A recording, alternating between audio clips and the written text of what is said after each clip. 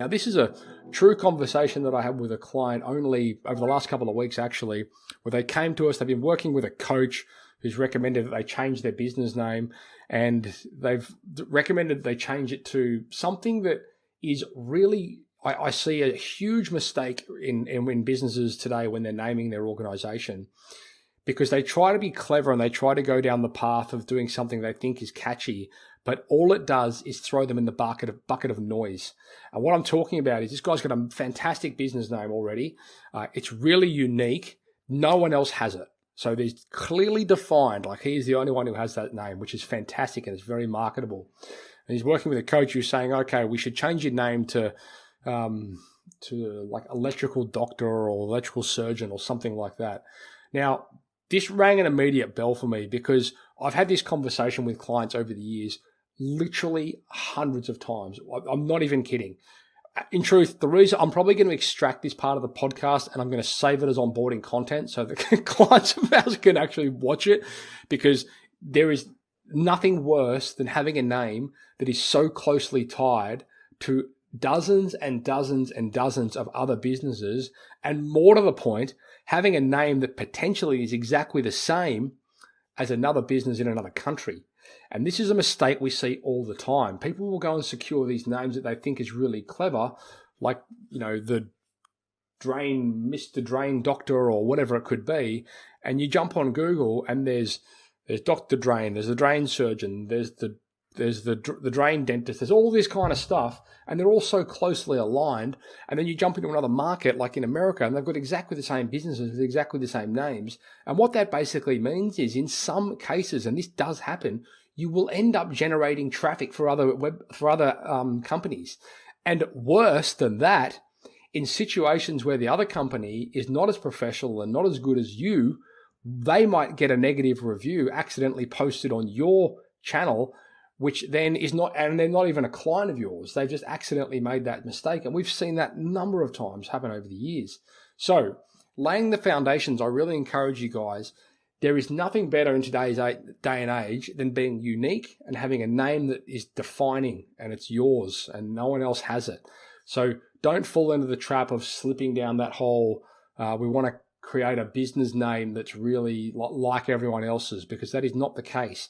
And the other thing as well, while we're on the topic, gone are the days where you can just go and secure a domain name which ties to what you do and where you do it and think that's going to hold any credibility in terms of search and things like that on Google. For example, 15 years ago, you see companies pop up all over the place, which might be, Plumber Camere, Plumber Cremorne, Plumber Mossman, blah, blah, blah. There are all these little microsites happening.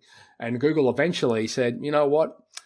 This is a crap concept, because essentially we've got dozens of shitty little websites here, and the main website is just as bad. We want to take all of these little websites and put them onto the one website. And that's where they introduce things like page authority and domain ranking and these kind of indicators in SEO, which essentially is there to say, build your asset and forget about all these little microsites and all this junk, because we're not interested in that and we're not going to give you credit. The things you want to consider when you go down this path, the first thing that I would do, and the first thing that I encourage people to do, in truth, before they even register the business, is go and check what's available from a domain name perspective and from a social media handle perspective. So do your research there first. And the reason I say do that first is because you don't want to get into a situation where you go and register your business name, as great and as fancy and fantastic and unique as you think it might be, and then you head across to Facebook and you find that someone's already got it. Now, the difference between a domain name and a social media handle is your domain name is typically local. So in Australia, we have .com.au. In New Zealand, you have .co.nz. In Canada, you have .ca, so on and so forth. However, social media, it's one platform for everyone.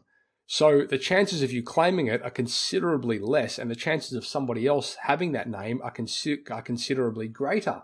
So make sure you do your research there.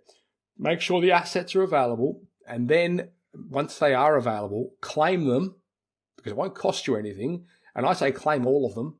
Go through even the ones you would never ever expect you'll use, like maybe Pinterest and Twitter and all these things. Just claim them, because no one else can if you have them. I would also at that point in time claim domain names that are similar to it. So the reason you would do that, and you might want to claim, if you're in Australia, for example, you'd claim the .com.au and the .com. You might claim the .net, the .net.au, whatever. Again, essentially, you're just trying to protect your brand, okay? Then you go and register the business. That's quite a simple process. If you're not sure about what you're doing, then get your accountant or someone to help you set that up. But essentially, you want to register the business name, and then you can also register trading names. So you've got the registered business name, which is normally, like here in Australia, that's the proprietary limited organization if it's a company. And then underneath that, you can have trading names. So you could have, Matt's Plumbing, proprietary limited, trading as Matt's Drain Doctors, whatever, right? Like you can do that. So securing the asset, get those foundations secured. That then obviously enables you to set up things like business emails. And if you're not using a business email, you are absolutely kidding yourself. I tell you right now, that's the one thing you should be doing right now. If you're using an @Gmail, an @Hotmail, or an @Yahoo, or an @BigPond, or whatever the heck it is, stop it. So go and get a professional business email set up. It will improve your conversions tenfold, and it doesn't cost a lot. Like we set companies up with Google Workspace every single week.